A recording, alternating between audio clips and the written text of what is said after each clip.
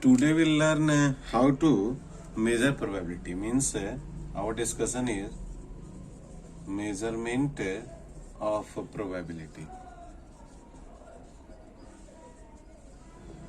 How probability is measured. So probability, we know that an event is the final result of a random experiment. So probability is generally written as probability of event. That is equal to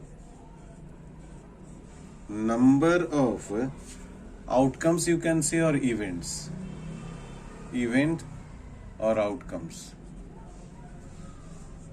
favorable, है ना, favorable to event and divided by total number of outcomes. For example, if one coin is thrown, so possible outcomes are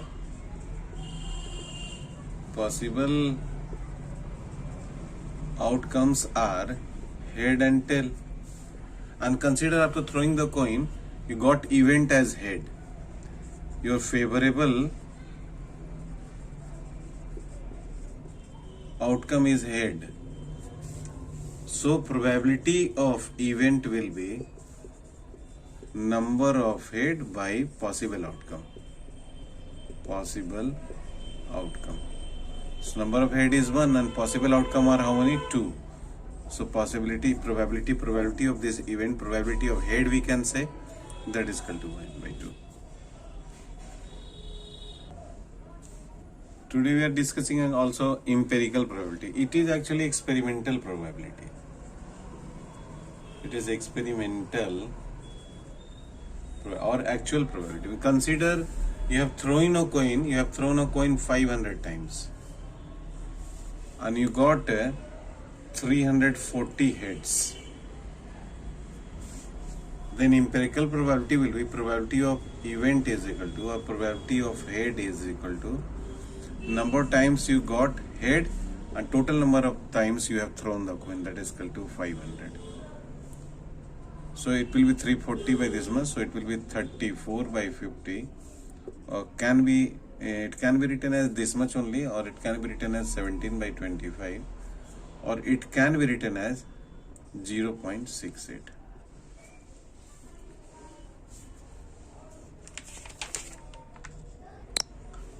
Next is classical probability. It is also known as theoretical.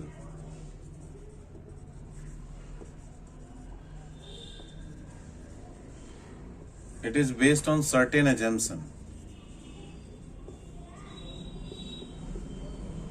Means lot of experimentation is done, means throwing of coin has been done for 100 times, 200 times, 500 times, 2000 times, 10,000 times. After that, a concept has been devised that how much is the possibility of head, same is the possibility of tail.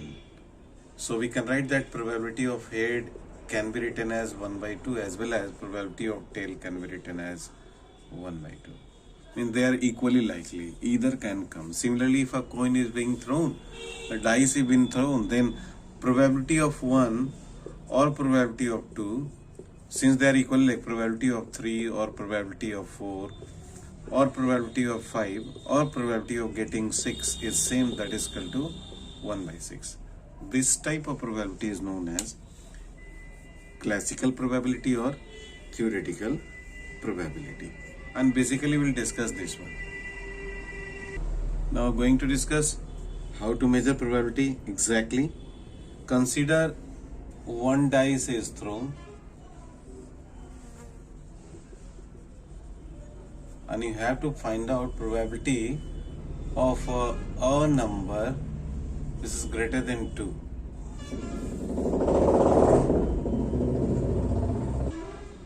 This is to be calculated. So as you know, when the dice is thrown, when you are getting 1, 2, 3, 4, 5, 6, out of these anyone can come. So your favorable outcome is outcomes are more than 2 means 3, 4, 5 and 6.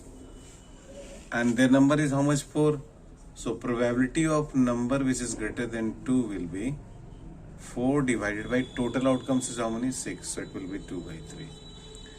If we have to find out probability of number which is less than and equal to 2.